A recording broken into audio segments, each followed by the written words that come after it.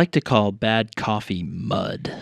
Talking about that diner style, bottom shelf brand, brew it up hot in a pot or crappy French press. That's the mud. Maxwell House lately has been a favorite of mine, but this coffee has been doing more than making me feel warm and wired. This coffee has me thinking about the word I used to describe it, bad. The weight that word carries is as gargantuan as it is feathery.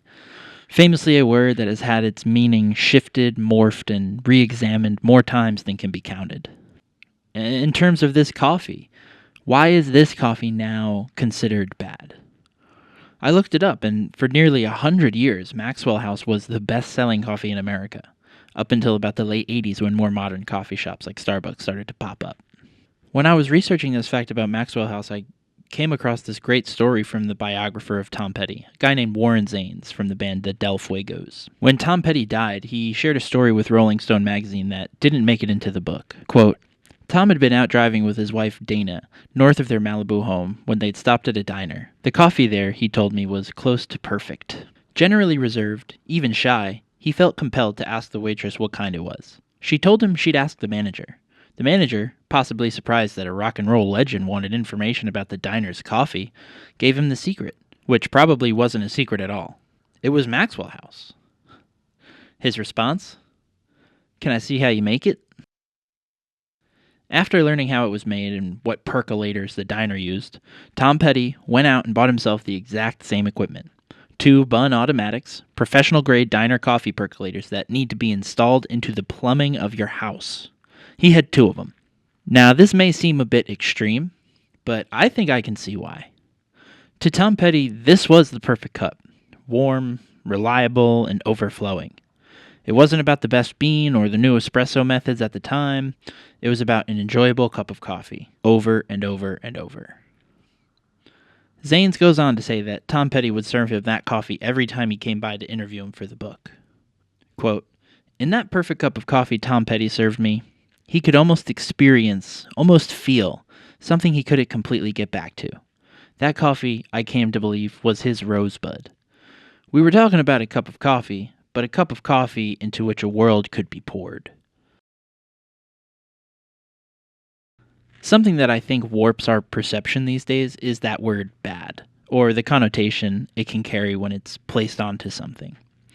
A movie, a TV show, a band, a video game. While we may see this Maxwell House coffee and think, it's just some crappy bad coffee, I'd rather get something else, to others it could be a rich experience, one that harkens back to fond memories or, opens up possibilities of new ones to be had. But because we've labeled it as bad, it's not worth our time, and therefore we miss out. I feel a similar way about video games, specifically retro games.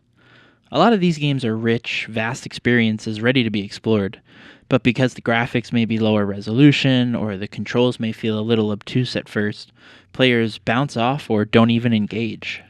One of my favorite experiences this year has to be my battle with notorious bad game Spelunker. In Japan, this game is famous for being called a kusoge, which literally translates to English to shitty game. This game's a platformer where the main character cannot fall from higher than 8 pixels without dying. Your health bar is constantly depleting, and you need to pick up items in the world to recharge it. And the game does not explain any of its controls or rules in the game, so if you buy a cartridge only like I did, you'll either need to look up the manual on Google or just figure it out. I chose to just figure it out, and I'm really glad that I did. When I first started playing Spelunker, I couldn't make it longer than like a minute without dying to something stupid. I didn't know how to use any of the equipment you can pick up or where to go. However, through trial and error and sheer brute force, I have made large strides, and now I can make it to like halfway through the second level of this game, which I know it doesn't sound far, but this game only has like 3 main levels that are pretty tall and wide. I have yet to beat it, so each new challenge I get to is a new obstacle to overcome, and then there is the endurance of doing it all in one run. You see, Spelunker is a very tight platformer. There's not a lot of room for error, and with your weak jump and constant death timer, execution is a big factor in its challenge.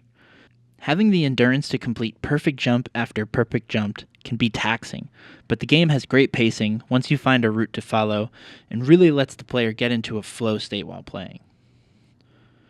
All of this from a shitty game. I've probably put about 30 hours into this game last year because it just scratches that right itch. I was able to put down my apprehensions about a game that's supposed to be bad. And I was rewarded with a very fulfilling experience that still has not been completed. So this year, I'm going to try to remember that bad games don't exist. Now I'm going to go get some more coffee.